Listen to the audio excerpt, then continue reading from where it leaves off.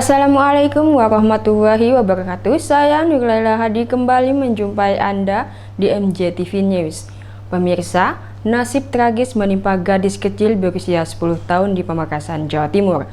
Korban tewas dibunuh ibunya sendiri yang diduga mengalami gangguan jiwa. Kini terduga pelaku telah diamankan pihak kepolisian untuk menjalani pemeriksaan lebih lanjut. Suasana duka menyelimuti rumah seorang warga di desa Pademau Barat, Kecamatan Pademau, Kabupaten Pamekasan, Madura, Jawa Timur, Senin 17 Agustus 2026. Sekitar pukul 10 waktu Indonesia Barat, warga mendadak gempar setelah menemukan seorang siswi kelas 4 sekolah dasar berinisial TD berusia 10 tahun tersungkur di serambi rumah dengan kondisi penuh luka dan bersimbah darah. Warga yang mengetahui kejadian tersebut langsung berdatangan dan memberikan pertolongan kepada korban. TD kemudian dievakuasi untuk mendapatkan perawatan di rumah sakit terdekat. Namun karena mengalami luka serius di sekujur tubuhnya, nyawa bocah 10 tahun tersebut tidak berhasil diselamatkan. Sementara itu, seorang kerabat korban, Farida, menuturkan bahwa Dewi, ibu kandung korban, diketahui mengalami gangguan jiwa. Menurutnya, Dewi pernah dirantai dengan kondisinya. Namun belum mengetahui pasti siapa pelaku penyerangan terhadap TD. Saat kejadian, korban diketahui berada di dalam rumah dalam kondisi pintu terkunci. Warga kemudian mencoba masuk dengan mendobrak pintu. Setelah berhasil masuk, warga dikabarkan menemukan Dewi, yaitu ibunya sendiri, dalam kondisi memegang pisau dengan berlumur darah.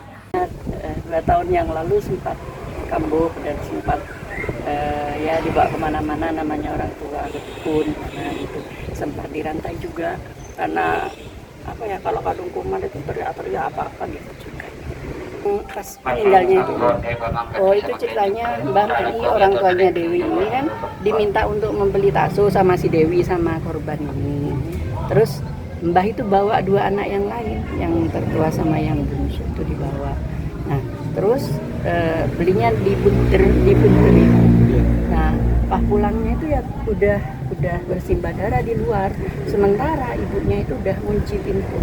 Karena mungkin berdasarkan keterangan pihak kepolisian, ibunda korban sekaligus terduga pelaku yaitu DA memang diketahui mengalami gangguan jiwa sejak tahun 2020 dan rutin mengkonsumsi obat-obatan. Polisi menyebut kondisi kejiwaannya diduga kembali kambuh hingga membuat emosinya tidak terkendali, sehingga tega menyerang anak kandungnya sendiri hingga menyebabkan korban meninggal dunia.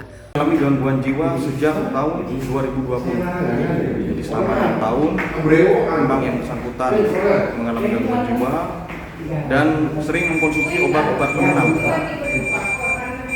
Dan